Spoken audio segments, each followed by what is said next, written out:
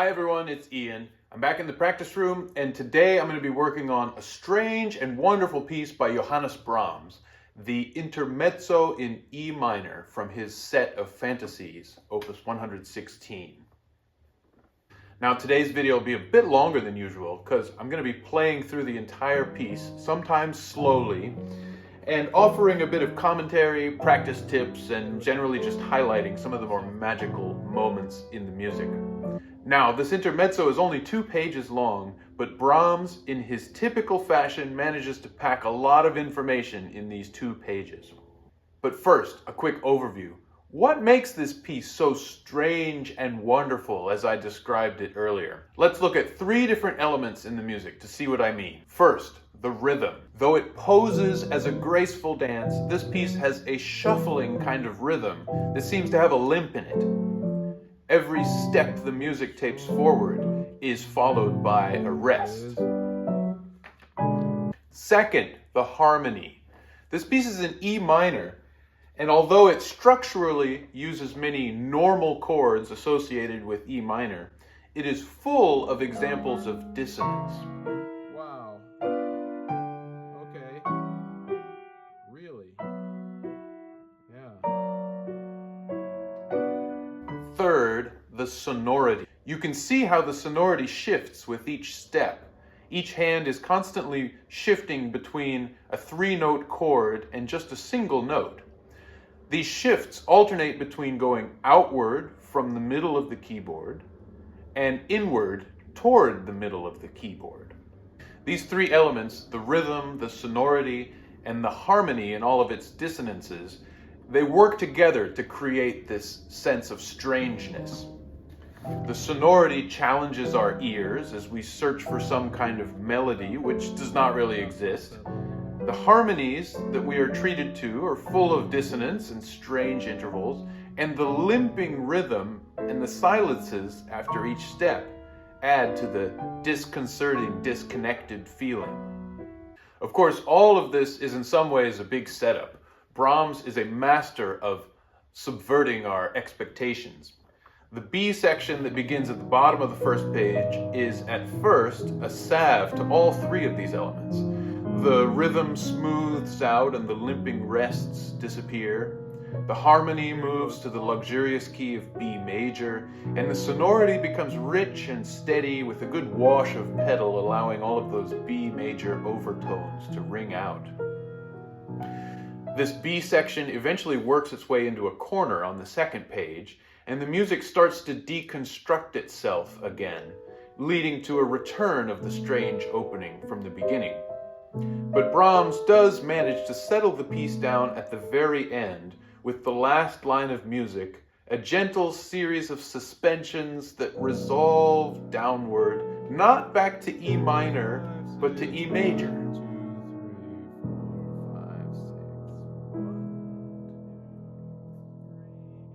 It's like Brahms is giving us a nice, comforting hug at the end after taking us on such a strange and wonderful journey.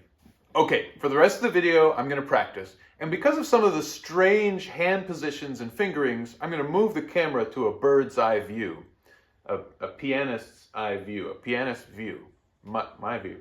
Anyway. This Brahms Intermezzo is almost like a geometric puzzle.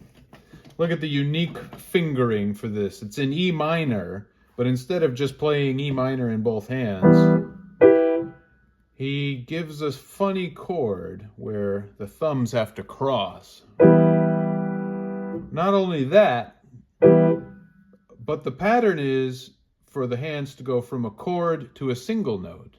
And the single note is outwards, meaning that my 4th finger is better off reaching over to get there. He does it again. Then moves. What do I do there? Okay, my left hand is changing.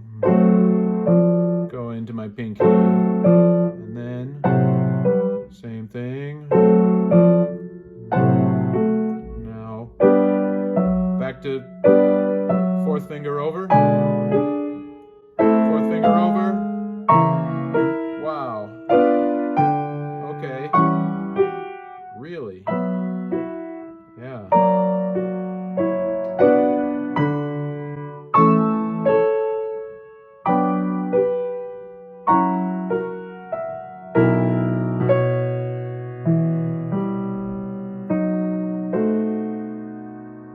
That's incredible.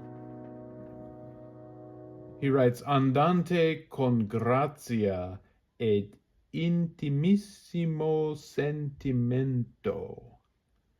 That's a lot of words for this funny little piece. Andante con grazia is graceful. So that's a funny thing considering it seems to limp. Limp. Limp. So, okay. It has to be andante con grazia. So how do I make it so it doesn't feel like it's limping, but it still has that mystery to it?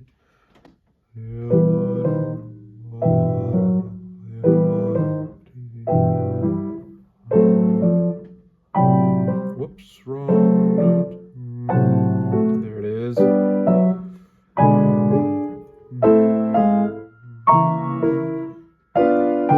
we go.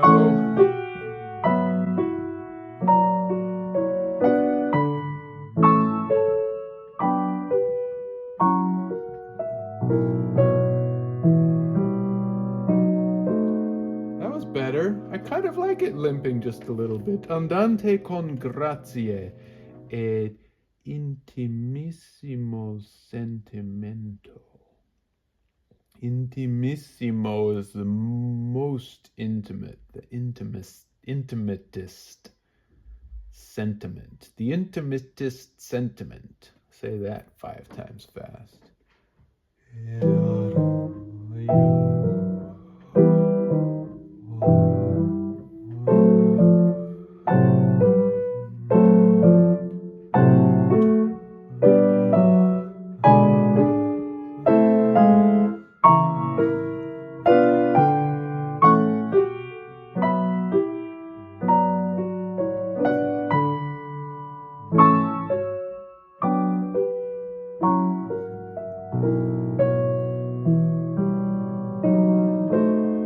Okay, I lost my focus there a little bit. There were a couple of wrong notes, but I can do this.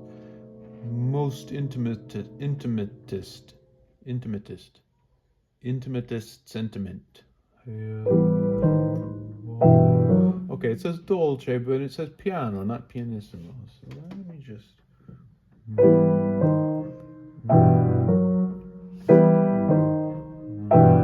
It's better without soft pedal.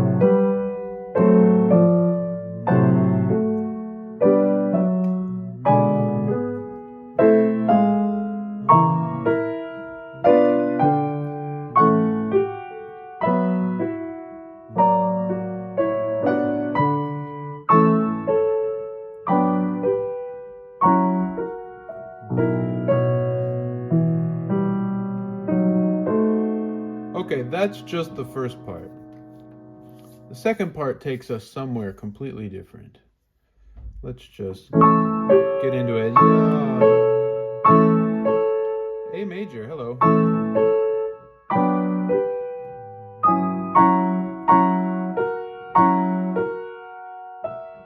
That is a weird fingering. I need the third finger on the F sharp, but I need to get around it so that it can resolve. That's why.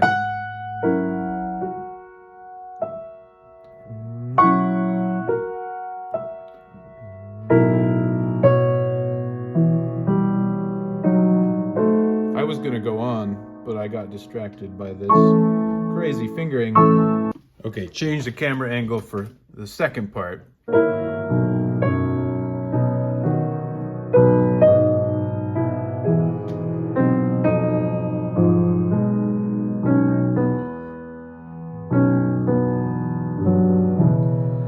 So this one, I think it does really need the pedal, but the pedal needs to be very carefully over the beat, just like these pickups are always moving over the beat.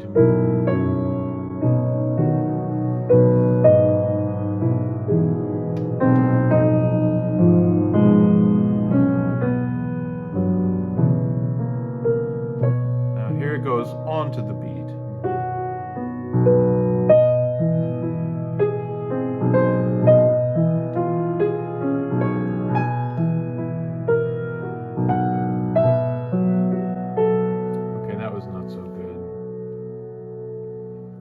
get these little dissonant notes to sparkle.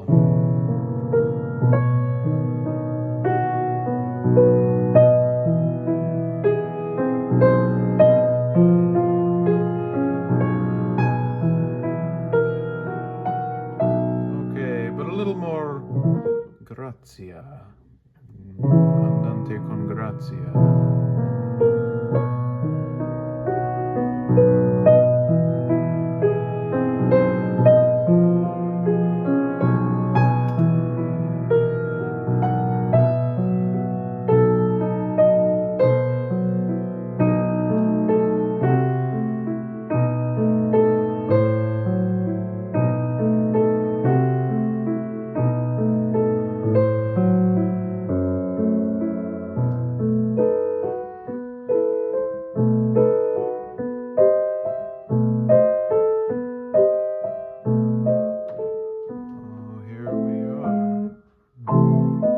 Back where we started.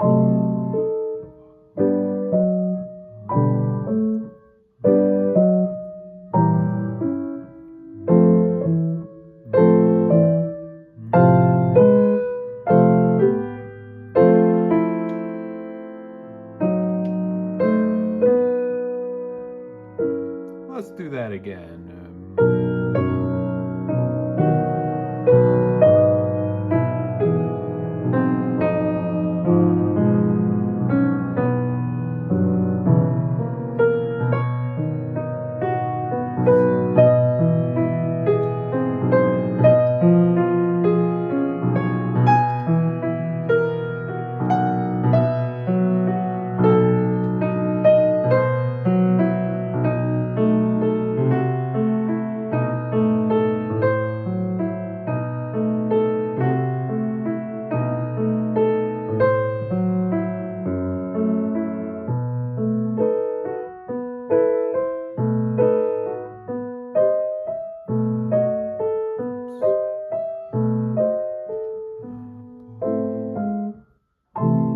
It says pianissimo this time. Pianissimo dolcissimo.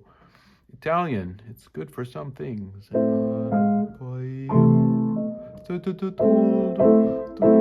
We're in A minor now. But instead of a normal hand position, we have the crossed thumbs again. And the crossed over the pinky, the 4/5. Weird stuff. Weird. But wonderful. Yeah, hold on. 1, 2, 3, 4, 5, 6, 1, 2, 3.